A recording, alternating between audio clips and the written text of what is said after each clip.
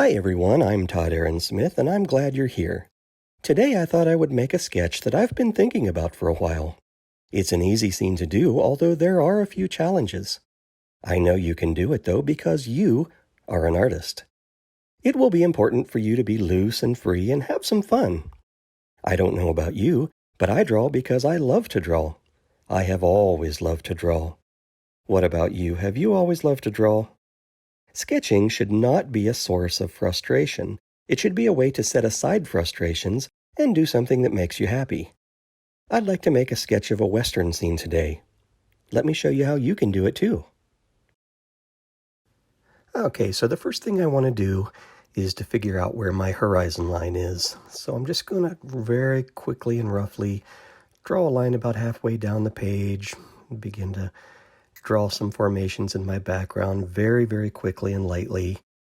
The truth is, I'm not exactly sure if the lines I'm drawing right now are even going to show up on camera, and so I'm doing it pretty quickly so that I can begin to draw things that you can see on camera. Hopefully you're able to follow along and see what I'm doing here, but I am drawing extremely, extremely lightly, and there is a good reason for that. I'm going to be building on everything else that I'm doing as I go. Let's see, here in the foreground, I'm going to make a wagon wheel. And as I go around, notice that I'm not tracing anything. I'm not using a template of any kind to draw an oval shape in the foreground. I want this to be in perspective. So the wagon wheel is round, of course, but I have it turned sideways so that it's in perspective. I'm going to draw the parts that connect the wheel to the rest of the wagon right here, and I'm just quickly sketching those in very loosely. It looks like a little stack of donuts there on the side and doesn't look quite right. So now I'm going to make a couple of spokes on the sides of the wheel. They're wooden spokes, of course, that go out. I'll show you in a second how I figure these spokes out. I'm making 10 of them as it goes around the wheel. And again, I'm just drawing very lightly with a pencil made by Koh-I-Noor called Mephisto. And I'll tell you more about that here in just a minute as I work my way around this wheel. I think behind the wheel there's some kind of a handle sticking out that I'll make. That's just going to be in the background of the wheel, though. There we go. But notice that I'm not using any kind of template to draw this. I'm just totally freehanding the way that the circle goes and the spokes and everything else. This is my new sketchbook, and let me show you something. I want to show you how I've figured out those spokes on the wheel. There's 10 of them. So if you have your wheel like this, just a round circle, 2 of the spokes go straight through that way. I'm going to make the center point here, but there's the second line I want to make. The third one kind of is the mirror image of that first one. And as I just go across, I'm just making some cross lines as we go. Now, if I do this in perspective, the wheel's turned like this, but it's the same exact thing. Here's my center point, and I'm going to make my straight lines going this way, crossing back and forth, spacing them out so that I can make 10 spokes in the wheel. And you don't have to do 10, you can do 8 or 6 or any other thing that you want. But this in perspective, see, this goes back to the horizon line, and that's how the wheel is turned. So there's the first one, there's the second one, third one, fourth one, and fifth one that makes all 10. Over on this side, there's the first one, second one, third one, fourth one, fifth one. It makes the 10 spokes in the wheel. And so that's how I draw that in my sketchbook. I just wanted to show you my thinking on how I put those spokes into the wheel. There's the third one right there. And there's the fourth one, and then the fifth one goes across this way. That's pretty much how I make the spokes on the wheel, how I figure them out. So as I continue around, I'm just refining those first lines that I put down, making them a little bit better, a little bit darker so that you can see them, but also adjusting them so that my drawing is a little bit more accurate to what I want it to be.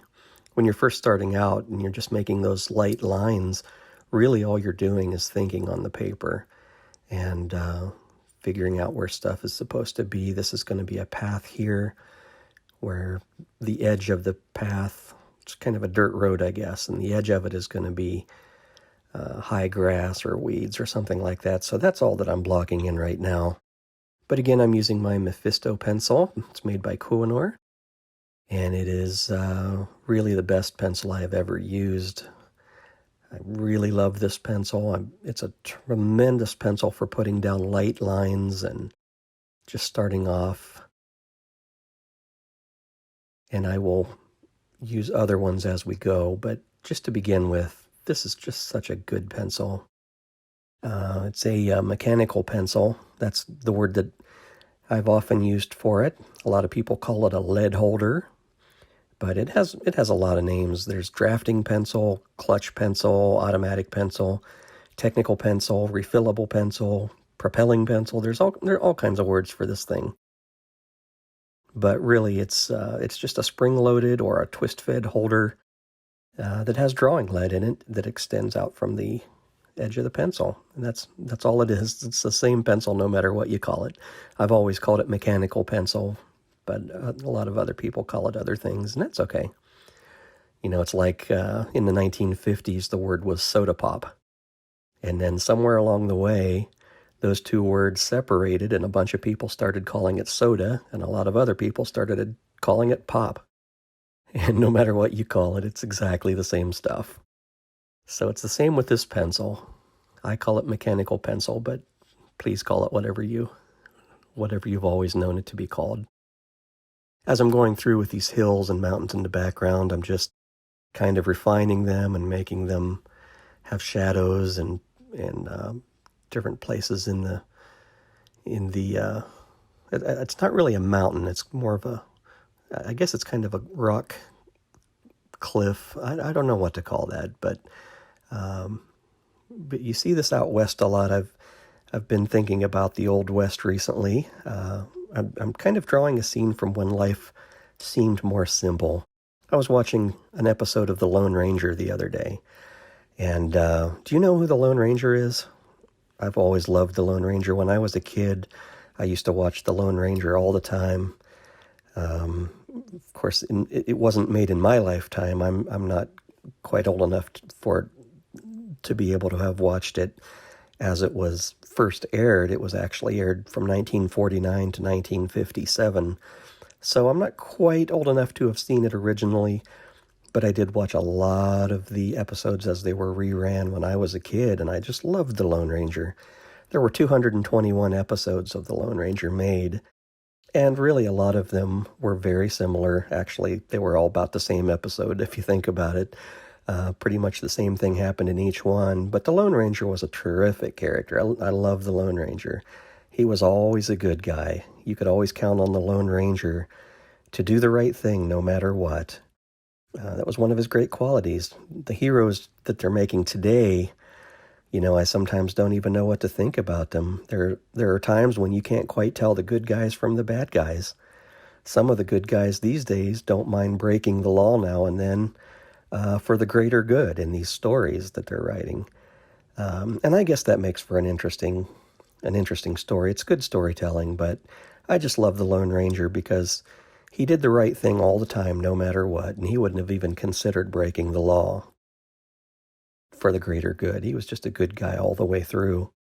An interesting thing about the Lone Ranger is that he used silver bullets, and I don't know if you've heard the story of why he used silver bullets, but it was really to remind himself of how expensive it is to fire that gun at a person. And that's a good lesson. That's a very good thing to keep in mind. So anyway, I said all of that to say this. This scene that I'm sketching could be a background for an episode of The Lone Ranger. Although I just made it up. There's no such place as this. I just am making it up as I go here. But certainly the Lone Ranger was a fictional character. Somebody that was a lawman that was not fictional was Wyatt Earp.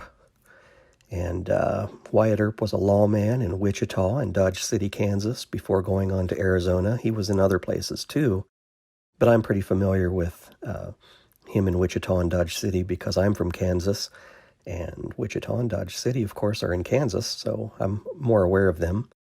But Wyatt Earp is mostly famous for his gunfight at the OK Corral in Tombstone, Arizona. Can you imagine what it must have been like to live in those times? Law and order was a very different thing back then than it is today. And it may be that it was a very scary time to live then, but there were also some advantages, I think. It was a simpler life, and things that stressed people out may have been different than those that stress us out today. There were times when I wish that I could go back to a time when we didn't have all this technology that we do now. I like to think about that anyway. Our world has changed so much in the last 100 years. It's actually hard to compare the two. Even in my own lifetime, things have changed very significantly. You know, when I was a kid, way back when I was a kid, just as the earth had begun to cool and plant life had begun to... Okay, so I'm exaggerating there. I'm not quite that old.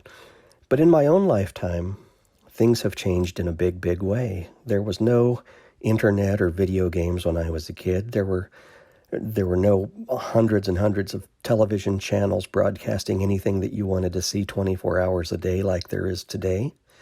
And most of my free time was spent drawing. That's what I did all the time. And it's still that way today for me. I'm afraid the simpler things in life might be dying out, but I still love to draw, and that's what I do with my free time, if I have free time. And technology seems to be kind of taking over. As I'm drawing these rock surfaces here, I'm just continuing on and making shadows where I think shadows ought to be. And again, I'm just making it up and being very loose and free, refining the sketches that I initially put down and just going over some of them and making them darker, adding shades here and there to different places that it feels like they ought to be. There's not any real rhyme or reason behind this. I'm just making lines and filling them in and just having a lot of fun with this. I'm now using a pencil. I don't know if you noticed I changed my pencils. This is a new one called Toison Dior. It's also made by Koh-I-Noor, and it's a great pencil. I've been using this one for a long time, and I sketch with it all the time. Feels really great in my hand. It puts down a very nice line, a very soft feel to this one. It's just a delight to draw with this pencil. I love drawing with this pencil. And I'm just going back and forth and finding places that I think need to be highlighted or darkened or colored in, or just adding some new stuff. It's so fun to draw with this pencil that I'm just just having a lot of fun going over things and refining things and making it look better. You know, I said those things about technology, but actually I use that very technology every single day and rely on it for quite a few things myself. I guess we really should be happy about where we are and with what we have. I think people suffer from the idea that they would be happier if they only had some other thing. You know, like if I only had a different job, or if I just had some different friends, or if I just lived in some different place, then I would be happy. It seems to me that as long as we continue to think that we need to be somewhere else in order to be happy, that we'll never be happy where we are with the things that we have. There's always going to be that somewhere else or something else. And everybody has difficulties that they have to deal with all the time. But there's a lot of wonderful things in everybody's world as well. Everybody, that is. And I try to focus on those things that are wonderful, and I deal with the stressful things as they happen. But I really live with a huge feeling of gratitude for my overall situation. I wake up every single day and try to think of something that I'm thankful for. And you know what? It's very, very easy to think of those things. Very easy. It's easy to find things that I'm grateful for. So I think about those to start off my day every day. Now, that isn't to say that we shouldn't all be striving to be successful and to make our lives better, of course we should do that. But if we would just stop to remember the good things that we do already have, I just think we would be a lot happier. I'm continuing to go around my drawing here. I'm now working on the wagon wheel and really kind of pulling out those shapes that I put down in the first place. I'm going to be adding some texture to these spokes and to the wheel itself. I'm thinking the entire wheel is made out of wood. I believe they were all made out of wood back then. They may have had some metal parts on them, but mostly they were made out of wood. And so I'm going to make some texture on each one of these spokes and around the wheel and try and make them look like they were wood. But again, I'm just kind of casually sketching very quickly and not giving it too much thought, just drawing whatever comes to mind to me. Trying to make this look like the Old West in my drawing. You know, there's no way that we can travel back in time to visit the Old West, but what I can do is make a sketch and think about it while I do that. And that's really the best I can do, and that makes me happy to do that. So what would you like to do? Maybe you would like to visit the future and see the newest technology that's going to be coming out. Or maybe you would like to go back in time. Maybe you'd like to go back and see, for instance, Babe Ruth play a baseball game. Or maybe you'd like to see a Beatles concert.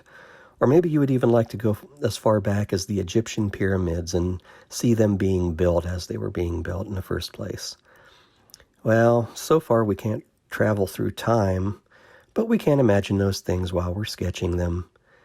And that's why you should draw what interests you. You can create any time or any place in your sketches. And that's really kind of the next best thing to actually being able to go there. As I continue on this wheel, I'm just thinking about what's around it. I'll be filling in between those spokes that I've already drawn here in just a minute. But I'm still trying to figure out, I think this is a kind of a handle that should be sticking up in the background that the wheel is leaning on. I didn't want it to just be standing up all by itself. It looks like it's kind of leaning on something, so that's the reason I put this handle in the background. And I'm going around, and again, I'd like to mention that I didn't use any templates to make this circular shape of the wheel in perspective or any oval shapes or anything else at all. I'm just completely freehanding everything that I'm doing here. There's not a lot of straight lines and no perfect circles or anything like that at all. I just sketch it freehand, and as I go through, I just revise it and try to make it look as best I can. I'm usually pretty happy with the way that it works out. This is just a sketch after all. It's not supposed to be a technical drawing or a finished illustration or anything like that.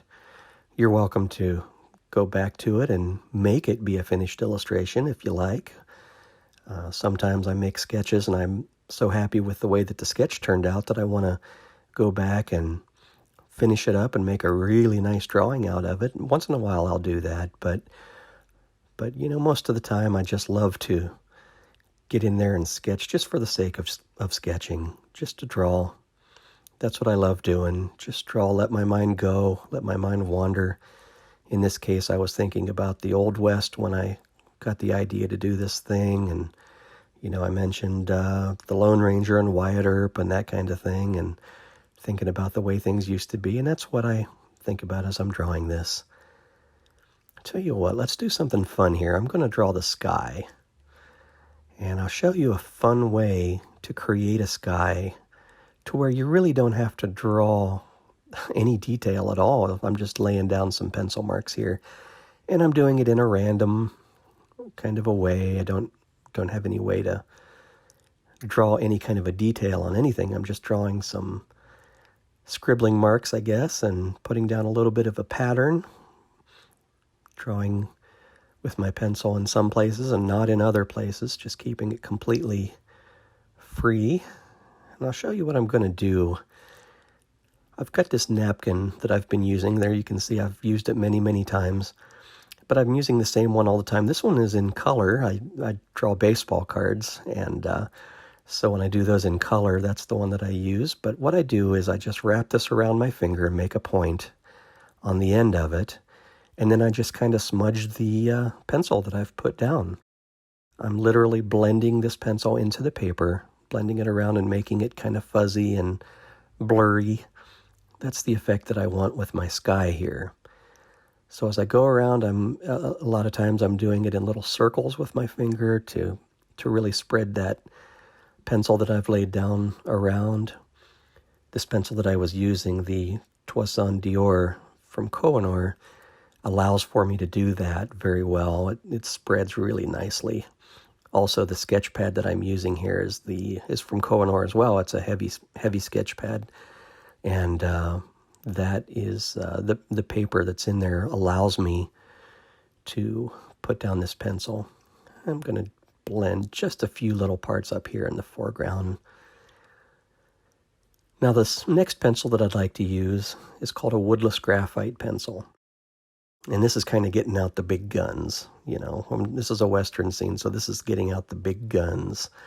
And the big gun here is a woodless graphite. It's got a very nice heavy lead to it. You really need to take the opportunity, if you could, to get a hold of one of these pencils and try it for yourself and just use it, draw with it, feel that thing in your hand. It's amazing. It's heavier than the other two pencils that I was previously using. But it also gives a darker, nice lead as far as the darkness of what you're drawing. And that's exactly what I want. As I have things in the foreground on my drawing, I want them to be darker and stand out more. Of course, they're more detailed than anything in the background as well. But this pencil allows me to really punch this wagon wheel out and make it look like it's standing way out. You notice the sky that I just showed you how to do in the background looks like it's way far back in the back, and it's all blended. And the rock surfaces that are way far in the background don't have very much detail. They do have some shadow and highlights on them, but there's just not that much to them. There's not very much detail. Whereas this wagon wheel has a ton of detail on it. It has texture to make it look like wood, and the lines are thicker on the things that are forward. I'm right now making some of these rocks that are in the foreground, and I'm pressing on the pencil a little bit harder to make the line darker. See, now back here in the far background, I can put down some pencil lead there too, but I'm barely touching the paper when I'm that far in the background. I don't want it to be dark. Just lightly making the rest of those shapes. And then in the foreground, again, I'm making shadows around my wheel and just refining this thing as I go. And, I don't know if you remember, but that center part looked like a little stack of donuts before, and it's turning out pretty well. I think it looks a lot better now than what it did when I first started. And of course, that's something I'd like to encourage you to do as well, is don't give up. Just keep right on drawing what you were working on. A lot of people would have thrown up their hands in the air and said, hey, I'm done with this. I've messed this up. It's not looking like I want it to. And they'll go on to another drawing or do something else. But if you just continue working on the ones that you had in the first place, a lot of times they'll go through and they'll work out really well. Now this one's pretty much ready to be called done so that I can move on to another sketch. It's possible that tomorrow or the next week or next month I'll see this sketch again in my sketchbook and want to draw on it some more. Maybe. I have a tendency to never call anything done and to continue working on it forever. Do you do that too? I feel like there are always little details that I could tweak here and there or work on some more. And so I have some difficulty in stopping and calling anything finished. If it's that way for you too, a good thing to do is to begin a new sketch. It distracts you away from the first one and kind of allows you to move on. And then later you can look in your sketchbook and see some of these drawings and get back into them and do some revisions on them, looking at them again with fresh eyes. It will always be helpful. So that's how to make an easy Western scene. As I mentioned, there isn't anything about it that you can't do yourself. Don't be concerned if your sketch doesn't look exactly like mine. It shouldn't. This is your sketch. Make it yours and create a world as you would like it to be. After you've made this sketch, put it aside and take another look at it tomorrow or the next day. You might see things you didn't see before and want to add something or change part of it. This is why sketching is so wonderful. You're free to do anything you want with it, because you are an artist. See you soon.